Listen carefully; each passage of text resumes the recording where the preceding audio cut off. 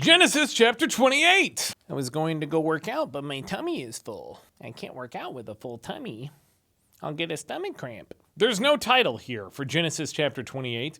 We were in the middle of the previously titled, both things. Previous chapter, wait, how far was it? Was it 2 pages? Where am I? Chapter 27, Jacob takes Esau's blessing. We're still in that, but then the chapter just ended. And now we're in chapter 28. But it's kind of the end of the story. There's another title coming up. We're finally getting to like some of the offset titles versus chapter numbers. So this is the beginning of chapter 28, the end of the story. A new story will start. And then that'll resolve, and the story and chapter will end at the same time. In chapter 29, it also has a chapter title and story title. I don't know how to distinguish these things. So no title. We're just continuing with Jacob stealing Esau's blessing. The last thing we had was a racist rant from Rebecca, which I mentioned in the last videos. It was pretty funny, I think. But I haven't actually looked at the recording yet, so maybe it isn't. Maybe it's stupid. But I think it's going to be funny. Where we are picking up is, so Isaac called for Jacob and blessed him. Wait, why is he doing that? Isaac just found out that Jacob stole the blessing from Esau. I thought he was angry with him. Then he commanded him, do not, it's the same thing that Rebecca did at the last one. We're back to racism again. Do not marry a Canaanite woman.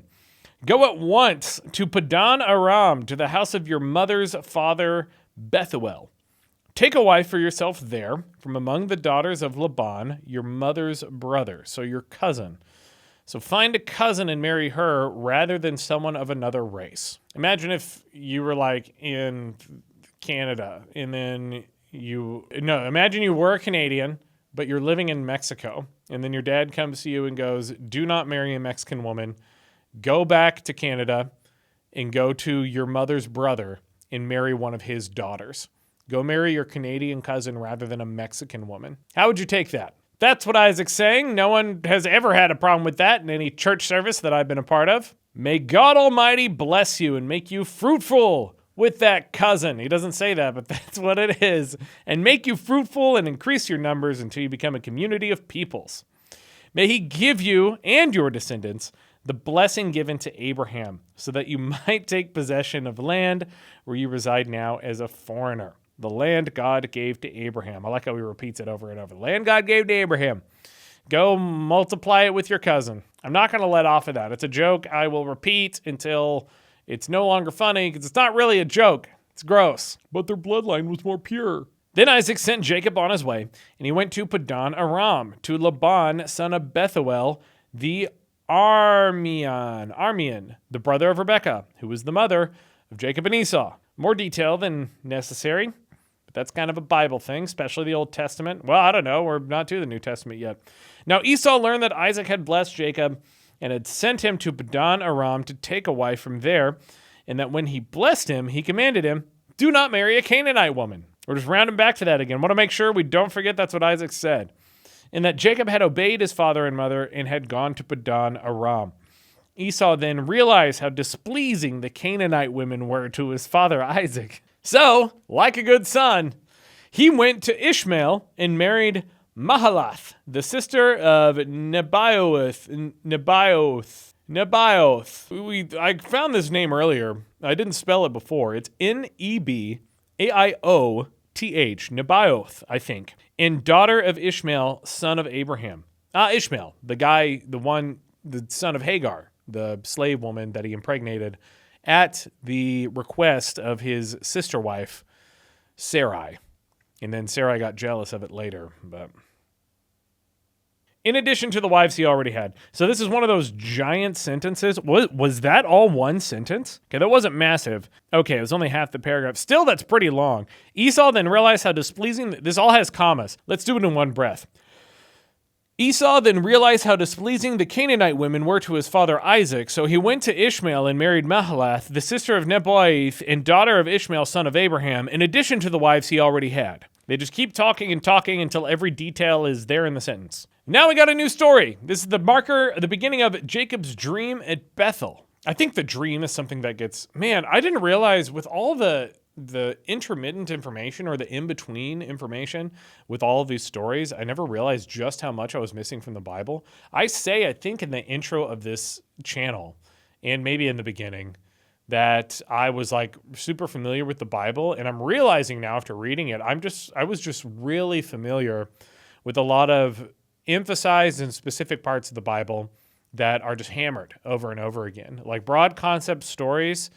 Like not a lot of like the details in between everything. And I read these things myself. I was in like Sunday classes when I was younger, but the little details that kind of just get glossed over or don't really get talked about. Just broad stories is mainly what I knew. Jacob's dream at Bethel. Jacob left Beersheba and set out for Haran. He's looking for Laban and Haran to find a daughter/cousin to marry off to marry. When he reached a certain place, he stopped for the night because the sun had set. Taking one of the stones there, he put it under his head and lay down to sleep. He had a dream in which he saw a stairway resting on the earth with its top... Jacob's ladder! That's what that is.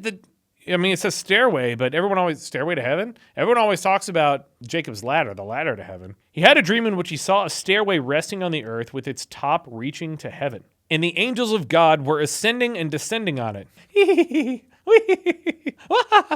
There above it stood the Lord, and he said, I am the Lord, the God of your father Abraham, and the God of Isaac. I don't know what kind of voice God has. I will give you and your descendants the land in which you are lying. Why should I assume how he sounds? Your descendants will be like dust of the earth, and you will spread out to the west and to the east, to the north and to the south. He's repeating the stuff he told Abraham. He's carrying through on his word. He hasn't forgotten over the last century or so.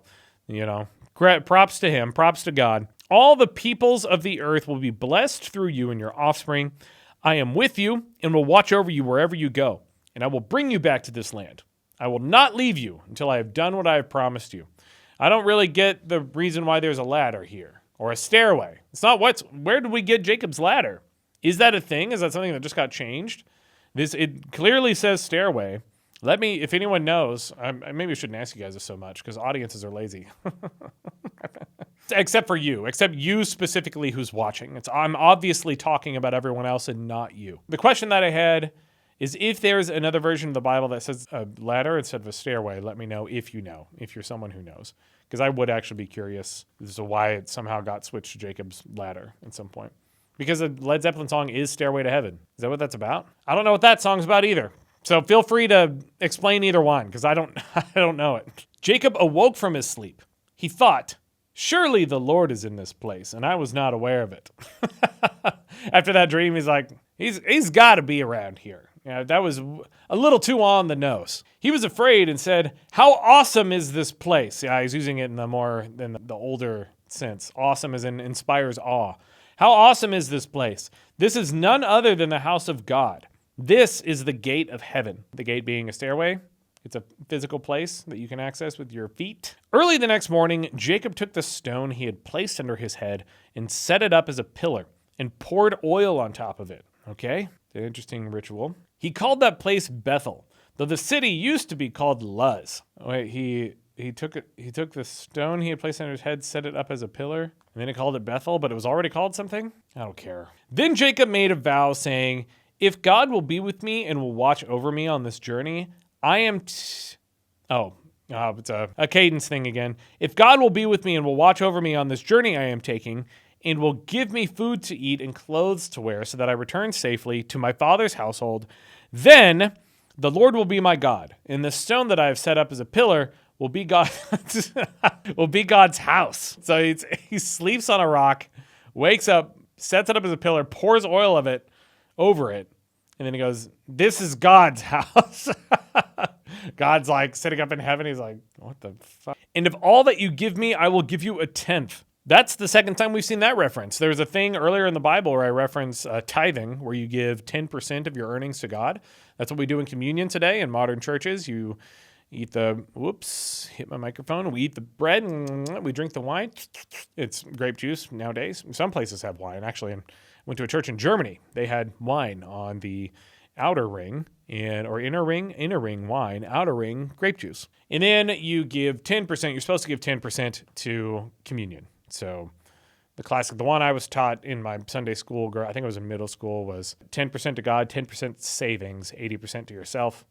Still not really a great, it's a good rule of thumb for like maybe Slouch down again. Got to come back up. That tends to happen when I cross my legs while recording. It works for like the average person. If you have like a decent income, or if you're like a middle-class American in the 70s, then that's a great rule of thumb, because it allows you save a decent amount over time, and then you have enough to spend your money on. But if you're really poor, that doesn't really work. You need 100% of your income if you're like poverty level or below. If you're really rich, 80% is too much. If you're like there are people who make there's people in this world. I mean, it's not very many people. There's like less than 1,000 people in this world who make this much money, but there's people who make like $300-400 million a year. They do not need 80% of their income. They don't need 90% of their income. They don't need 99% of their income. You could say they don't need 99.9% of their income. If you're making $300 million a year, $400 million a year, which people do, check my math, but that is $300,000 to $400,000 a year if you make that amount of money. You do not need more than that income in any part of the world. I'm pretty sure you can live in the most expensive places in the world and survive just fine on $300,000 to $400,000 a year even with the insane inflation we've seen over the past 5 to 7 years. In 2024, you do not need that much money. But it's what we've based the Christian rule of thumb off of, or at least the sources and the things that I was exposed to growing up. That's what they base it off of. Regardless, that's the end of Genesis chapter 28. Chapter 29 continues Jacob's story in Padan Aram. Ugh, who knows if that's going to be interesting? I don't even know what that's about. So tune back in next time if you want to see that.